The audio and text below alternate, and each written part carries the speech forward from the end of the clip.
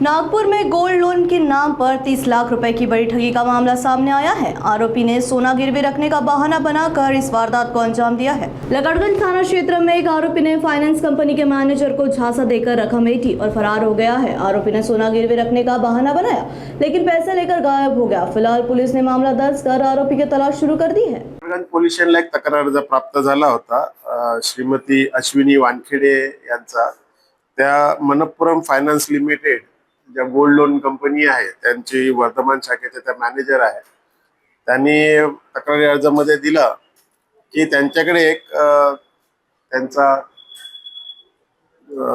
एक कपिल कावळे नावाचा एक व्यक्ती आला आणि त्याने त्यांना सांगितलं की त्याचं सोनं IFL फायनान्स लिमिटेड गांधीबाग या ठिकाणी ऑलरेडी त्याने सोनं लोन म्हणून ठेवलेलं आहे डिपॉझिट, परंतु तिथे जे कर्जाचा व्याज दर आहे तो जास्त आहे, त्यामुळे त्याला ते सोनं तिथून काढून यांच्याकडे तारण म्हणून ठेवायचं असल्याने त्याने साधारण 30 लाख रुपयाचे 35 लाख रुपये लोन म्हणून त्याने सांगितले होते।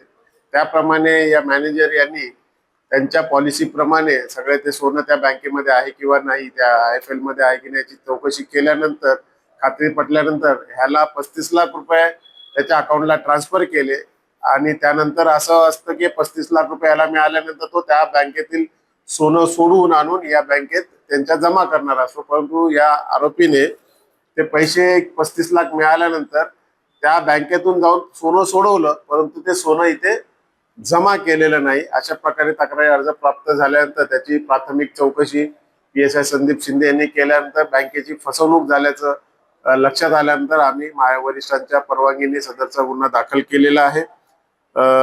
गुन्ह्याचा पुढील तपास PSI संदीप शिंदे करत आहेत। सध्या आरोपी हा फरार आहे, मिळून येत नाहीये, त्याचा शोध घेणं चालू आहे। शोध घेऊन त्याच्याकडून मग ते सोनं तसेच पैसे रिकव्हर करण्याची तजवीज ठेवलेली आहे। तो आरोपी मिळून आल्यानंतर पुढच्या गोष्टी आहेत की याला कोणी मदत केली का, साथीदार त्याचा कोण होतं का, किंवा तिथे बँकेमध्ये सोनं होतं आणि तिथून सोडून नेल्याची खात्री पटलेली आहे, त्यामुळे बोगस पेपर बनवल्याचं दिसून येत नाहीये बँकेमध्ये सोनं ठेवल्याचे, परंतु त्याला या प्रकरणात कोण मदत करणारे होते का हे तो आरोपी मिळून आल्यानंतर पुढे ठरेल आणि जर असतील तर त्यांच्यावर देखील कायदेशीर कारवाई करण्यात येईल।